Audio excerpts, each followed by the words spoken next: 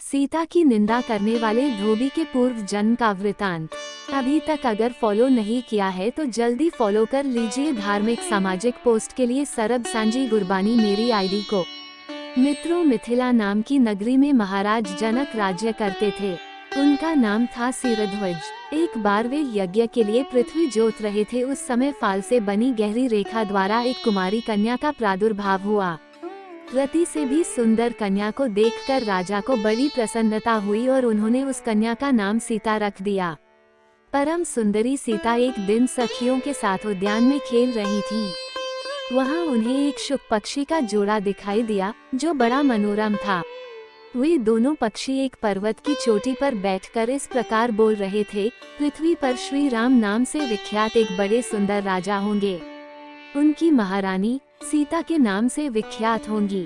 श्री राम सीता के साथ 11,000 वर्षों तक राज्य करेंगे। धन्य है वे जानकी देवी और धन्य है वे श्री राम। तोते को ऐसी बातें करते देख सीता ने ये सोचा कि ये दोनों मेरे ही जीवन की कथा कह रहे हैं, इन्हें पकड़कर सभी बातें पूछूं। ऐसा विचार कर उन्होंने अपनी सखियों से कहा, ये पक्षियों का जोड़ा सुंदर है, तुम लोग चुपके से जाकर इसे पकड़ लाओ। सखियां उस पर्वत पर गईं और दोनों सुंदर पक्षियों को पकड़ लाईं। सीता उन पक्षियों से बोली, तुम दोनों बड़े सुंदर हो, देखो डरना नहीं। बताओ तुम कौन हो और कहां से आए हो? राम कौन है और सीता कौन है? तुम्हें उनकी जानकारी कैसे हुई? सारी बातों को जल्दी जल्दी बताओ, भय न करो। सीता के इस प्रकार पूछने पर दोनों पक्षी सब बातें बताने लगे। देवी वाल्मीकि नाम से विख्यात एक बहुत बड़े महर्षि हैं। हम दोनों उन्हीं के आश्रम में रहते हैं। महर्षि ने रामायण नाम का एक ग्रंथ बनाया है जो सदा मन को प्रिय जान पड़ता है। उन्होंने शिष्यों को उस रामायण का अध्ययन भी कराया है। रामायण का कलेवर बहुत बड़ा है। हम लोगों ने उसे पूरा सुना है। राम और जानकी कौन है, इस बात को हम बताते हैं तथा इसकी भी सूचना देते हैं कि जानकी के विषय में क्या क्या बातें होने वाली हैं। तुम ध्यान देकर सुनो। महर्षि ऋष्यश्रवण के द्वारा कराए हुए पुत्रेष्टि यज्ञ के प्रभाव से भगवान विष्णु राम, लक्ष्मण, भरत और शत्रुघ्न ये 4 शरीर धारण करके प्रकट होंगे। देवांगनाएं भी उनकी उत्तम कथा का गान करेगी। श्री राम महर्षि विश्वामित्र के साथ भाई लक्ष्मण सहित हाथ में धनुष लिए मिथिला पधारेंगे। उस समय वहां वे शिव जी के धनुष को तोड़ेंगे और अत्यंत मनोहर रूप वाली सीता को अपनी पत्नी के रूप में ग्रहण करेंगे। फिर उन्हीं के साथ श्री राम अपने विशाल राज्य का पालन करेंगे। ये तथा और भी बहुत सी बातें वहाँ हमारे सुनने में आई हैं।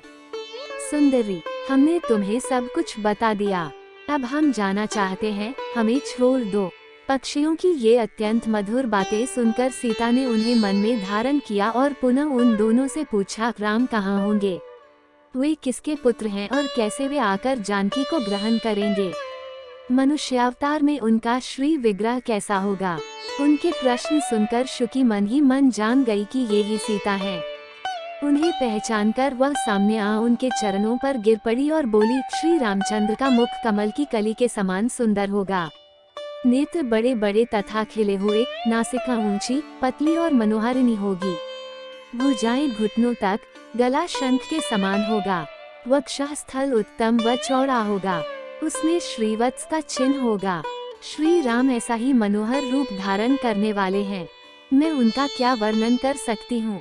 जिसके 100 मुख हैं, वह भी उनके गुणों का बखान नहीं कर सकता।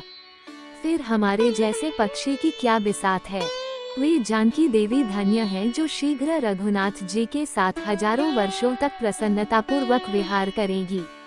परंतु सुंदरी, तुम कौन हो? पक्षियों की बातें सुनकर सीता अपने जन्म की चर्चा करती हुई बोली, जिसे तुम लोग जानकी कह रहे हो, वह जनक की पुत्री में ही हूँ। श्री राम जब यहाँ आकर मुझे स्वीकार करेंगे, तभी मैं तुम दोनों को छोड़ूंगी। तुम इच्छानुसार खेलते हुए मेरे घर में सुख से रहो। ये सुनकर शुकी ने जानकी से कहा, साध्वी, हम वन के पक्षी हैं, हमें तुम्हारे घर में सुख नहीं मिलेगा। मैं गर्भिणी हूँ, अपने स्थान पर जाकर बच्चे पैदा करूंगी, उसके बाद फिर यहाँ आ जाऊंगी। उसके ऐसा कहने पर भी सीता ने उसे नहीं छोड़ा। तब उसके पति ने कहा, सीता, मेरी भार्या को छोड़ दो, ये गर्भिणी है, जब ये बच्चों को जन्म दे लेगी तब इसे लेकर फिर तुम्हारे पास आ जाऊंगा। तोते के ऐसा कहने पर जानकी ने कहा, महामते, तुम आराम से जा सकते हो, मगर यह मेरा प्रिय करने वाली है, मैं इसे अपने पास बड़े सुख से रखूंगी। जब सीता ने उस शुकी को छोड़ने से मना कर दिया तब वह पक्षी अत्यंत दुखी हो गया।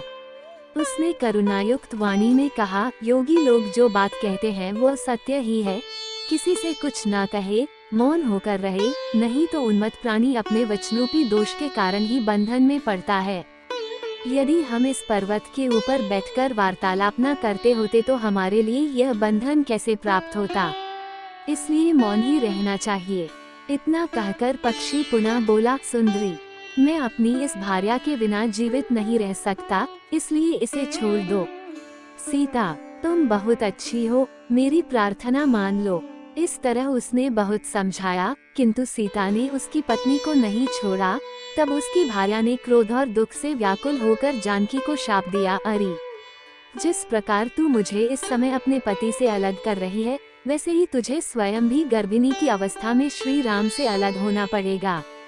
यूं कहकर पति वियोग के कारण उसके प्राण निकल गए। उसने श्री रामचंद्र जी का स्मरण तथा पुनः पुनः राम नाम का उच्चारण करते हुए प्राण त्याग किया था, इसलिए उसे ले जाने के लिए एक सुंदर विमान आया और वह पक्षिणी उस पर बैठकर भगवान के धाम को चली गई। भार्या की मृत्यु हो जाने पर पक्षी शोक से आतुर होकर बोला, मैं मनुष्यों से भरी श्री राम की नगरी अयोध्या में जन्म लूंगा तथा मेरे ही वाक्य से इसे पति के वियोग का भारी दुख उठाना पड़ेगा। ये कहकर वह चला गया। क्रोध और सीता जी का अपमान करने के कारण उसका धोबी की योनि में जन्म हुआ। उस धोबी के कथन से ही सीता जी निंदित हुई और उन्हें पति से वियुक्त होना पड़ा। धोबी के रूप में उत्पन्न हुए उस तोते का शाप ही सीता का पति से विछोह कराने में कारण हुआ और वे वन में गईं।